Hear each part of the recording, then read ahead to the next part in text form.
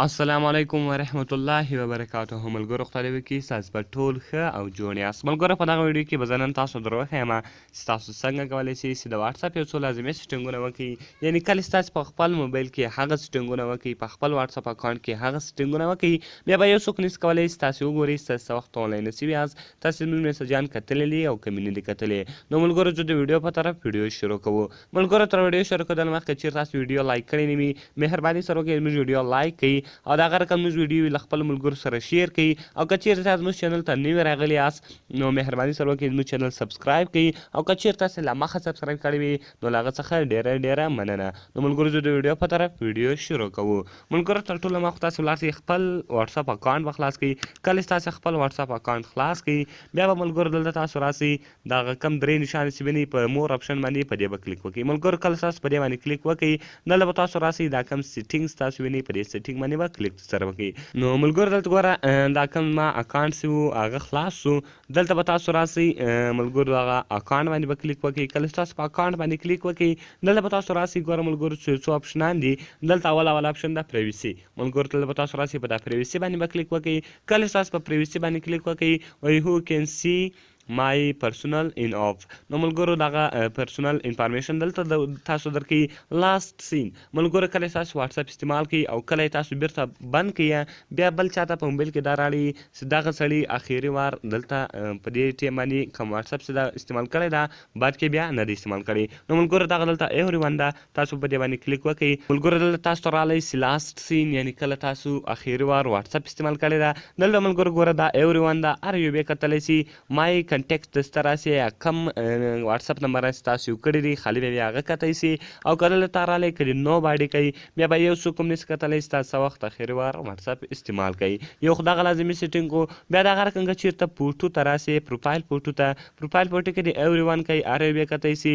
که چېر مای کنټیکټس کوي، کم میسجان کم نمبران چې خالي تاسو یو کړي دي خالي بیا هغه کتی سي. که نو باډي کوي خالي بیا مثال بیا یې ته کتی سي، بل څوک به یې نسي کتی. نو ملګرو دا الریډي په ایوری ون ولاړ ده، دا ټیک ده.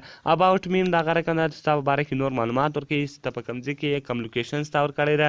نو ملګرو دلته که دا چېرته مای کنټیکټس کوي بیا خالي هغه ستا چې کوم نمبران چې کړي هغو ته بیا وراړئ. که چېرې نو باډي کوي بیا یو څوک هم نه ویني. نو ملګرو دا به هم تاسو چیز کوئ نو باډي کوي. کله چې تاسو نو باډي وي دا به بیا هم یو څوک نشي کتلی.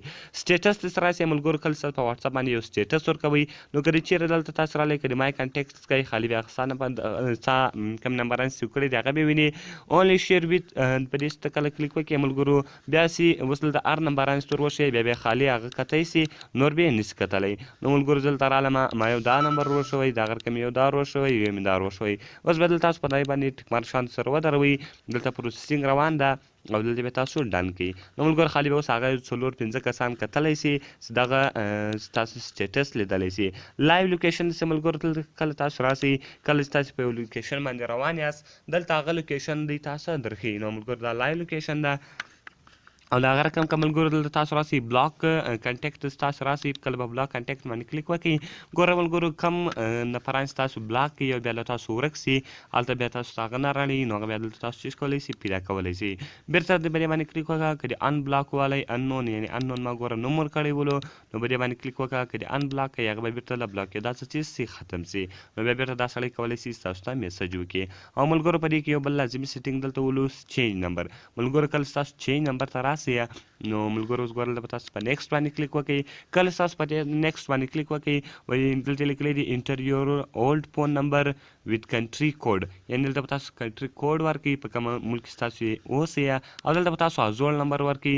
انټر یور نیو فون نمبر ویت کنټري کوډ، دلته کوم تاسو نوی نمبر ورکړئ یعنې خپل واتساپ نمبر چینج کړئ هغه بعد کې هم تاسو چیز کولی سئ چینجولی سئ.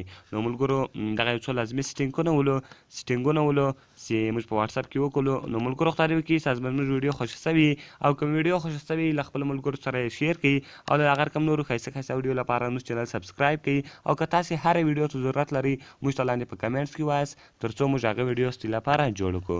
نو ملګرو ملاویږو په نورو ښایسته ښایسته ویډیو کې، تر دې مهاله د خدای په امان.